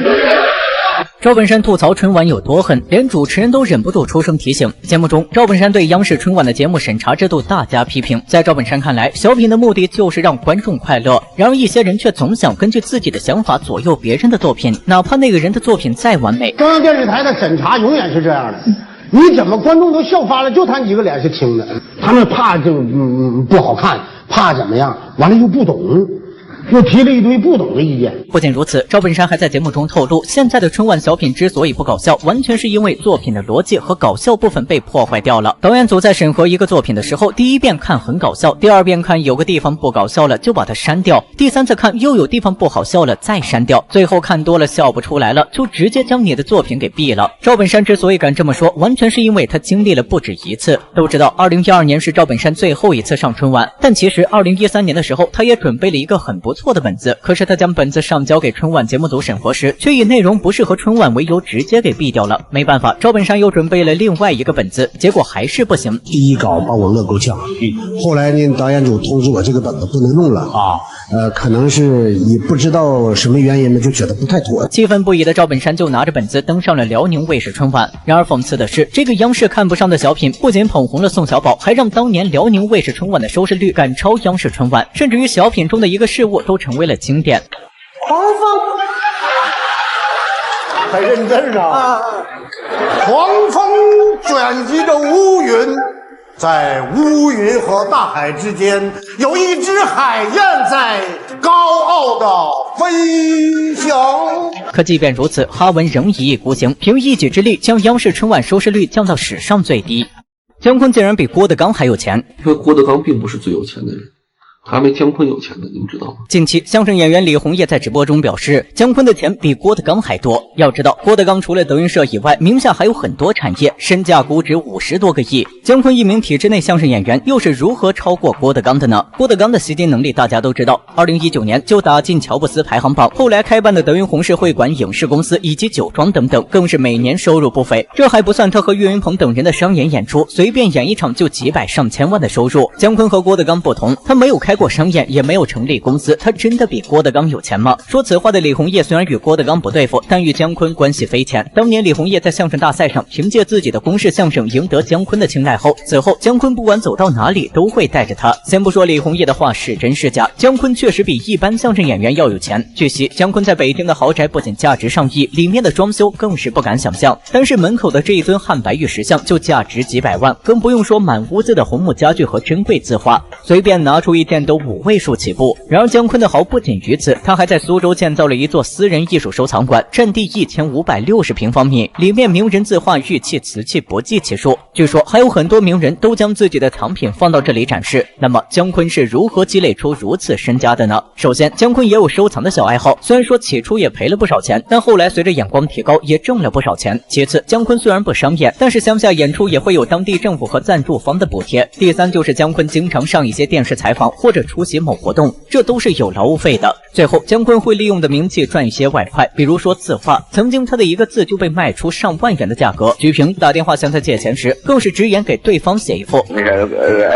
举平啊，你呀这么着，你那个，反正我这么说吧，你不是咱们弄几幅字儿一卖不就完了吗？该给钱给钱，你不要说什么给。现在大家知道姜昆为什么那么有钱了吧？不过关于姜昆和郭德纲谁更有钱，相信也只有当事人最清楚了。郭德纲中外豪宅曝光，前方就是郭德纲在北京居住的别墅区，小区的名字非常好听，叫北京玫瑰园。第一次看到这个气派的大门，感觉自己来到了皇宫，具有皇家风范。大门面阔3间，两侧的狮子都有2米来高。这就是郭德纲现在居住的玫瑰园豪华别墅区，红墙灰瓦，看上去就像皇宫一样辉煌大气。周围各大高校医院环绕。郭德纲一共买了2套玫瑰园别墅，一套是师傅侯耀文贷款没还完的，当初侯耀文去世后，他的2个女儿无力还款，郭德纲拿出高于市场价的3000元买下了这套豪宅。另一套则是他一家居住的，这套别墅一共上下3层，光是装修就花了1000多万。另外就是房子的价格，根据户型不同，2004年就已经达到了1600万到6400万，如今翻了好几倍。另外，郭德纲还在青岛的看海豪宅买了一套913平复式，据说花了3000多万。你们知道吗？郭德纲老师在这买了一套913平复式。3000多个啊。当然了，到了这种身份的吧，买这个房子呢，不是说是单纯的为了去住啊，更主要的还是这种资产的配置，对吧？不怪郭德纲被同行嫉妒，实在是他赚钱太快了。想当初，郭德纲来北京还是一个籍籍无名的穷小子，为了一个北京户口，不惜求着拜李金斗为师。仅仅几年过去，他不仅一跃成为相声界的领头羊，还登上了福布斯富人排行榜，成为名副其实的富豪。除了在国内置办房产，郭德纲在国外也有很多豪宅，比如说这座在澳洲的豪宅，外面看着就非常的气派，门外还停着2辆豪车，颇有一种首富的感觉。要说相声界谁最有钱，杨毅一定榜上有名。您这件当初是多少钱收来的呢？这件东西当初花了18万。18万，这是哪一年啊？02年。02年，02年18万，应该基本上就是一套房子钱了。2002年，酷爱收藏的杨毅豪掷18万买来一个碗，因为这东西很少见，当时很多人都认为杨毅是大冤种，被人坑了。可没想到8年过去，这只碗的价格就涨了40多倍。和其他很多相声演员一样，杨毅最大的爱好就是收藏。这些年，他收藏的文玩数不胜数，而且个个价值不菲。这个摄影棚大小来说，我们这是一个600平米的摄影棚。导演的收藏品，如果要放在这里，应该要起码2个这么大的摄影，真的啊，走10步摆一件，2个摄影棚都放不下的个人收藏，真的无法想象。2019年，杨毅开在杨家大院的博物馆被人举报违建后，就另找地方开了一家杨毅美术馆，将自己多年的藏品都展现出来。从现场画面来看，杨毅老师还是谦虚了，里面随便一个砖就是明代的，各种瓷器摆件更是7位数起步，8位数正常。这件东西太好了。买的时候1分钱没花，买了它3件东西，不划价，不划价呢，我这件东西我就饶一件吧，我这件东西破了，破了饶这件吧。他不知道这件东西，我也不知道，买的时候都不知道。85年法门寺地宫出土了13件秘色瓷，法门寺那个账目上写着了，叫瓷秘色，就是这种东西。什么是秘色瓷？唐5代越窑烧造的青瓷中釉色上乘者。乾隆曾说过这样一句话：礼堂乐器人间无，由此可见秘色瓷的珍贵程度。然而就是这么一件价值不菲的瓷器，杨毅却没有花1分钱。然而这还只是杨毅财力的冰山一角，他名下不仅有一家注册资金1000万的影视公司，在天津还有豪华酒店、码头、相声社等等，随随便便给父亲买个玩具就几百上千万。坐好了啊，宝贝儿，干嘛去？天暖和了，我带您兜兜风。你带我兜兜风啊？这不是兜风，这是抽风。这辆摩托车名为道奇战斧，最初售价为400万人民币，但因为私人定制的因素，有人曾出价到1900万。杨毅的资产加起来有多少？曾有人这样回答：杨毅是天津首富。虽然说事情真假不得而知，但从杨毅在天津的地位来看，确实有这个实力。杀了这个妖猴，永绝后患，不留他一命。这句话解释了郭德纲为何此般姿态。老前辈，我们相声界的泰山北斗马志明师爷，致以崇高的敬意，谢谢。郭德纲说代表德云社鞠躬，高于2人和小贝跟着一起行礼。当年要不是马志明的出现，郭德纲早已沦为同行的笑话。2005年，功成名就的郭德纲决定回老家天津举办一场省亲演出，谁知演出当天，京津两地突降大雾。为保证安全，高速公路关闭，于谦带领的德云社演员被困高速之上。提前1天到达天津的郭德纲看着空旷旷的后台，心急如焚。前有看笑话的同行，后有满怀期待的观众。那晚郭德纲想了什么不知道，但只记得他做好了一个人上台的准备。就在郭德纲准备孤注一掷拼上一切的时候，2个人的出现拯救了德云社，一个是高峰，另一个是马志明。高峰率先忙捧西征梦救场，然后马志明不顾同行眼光，固执上台替郭德纲压场。说实在，一般的，就现在曲团的相声专场，这全场的效果不如你一场。每一段我再说几段也没他可乐。直到于谦穿好大褂站在台上，郭德纲一颗心才终于放到肚子里。有人可能会说，马志明不就是上台说了几句话吗？哪有那么重要？但就是马志明这个举动，代表了天津相声界对郭德纲的认可。《西游记》中有这么一句话：杀了这个妖猴，永绝后患。佛祖站了出来，不留他一命。马志明当时就是如此，那时的高峰22岁，马志明60岁。如今16年过去了，马志明的容颜虽然愈发苍老，但始终不变的是他对郭德纲的支持。仔细看郭德纲和马志明合唱太平歌词时，高峰的表情目不转睛地看着少马爷，仿佛下一秒就能哭出来。高峰见证了郭德纲的崛起，也见证了郭德纲和少马爷之间的深刻情谊。然而马志明为郭德纲做的远不止如此。天津德云社开业，马志明第一时间到场祝贺。天津相声春晚上赠送代表马氏相声传人的醒目等等。另外，别看马志明辈分高，本事也一点不小。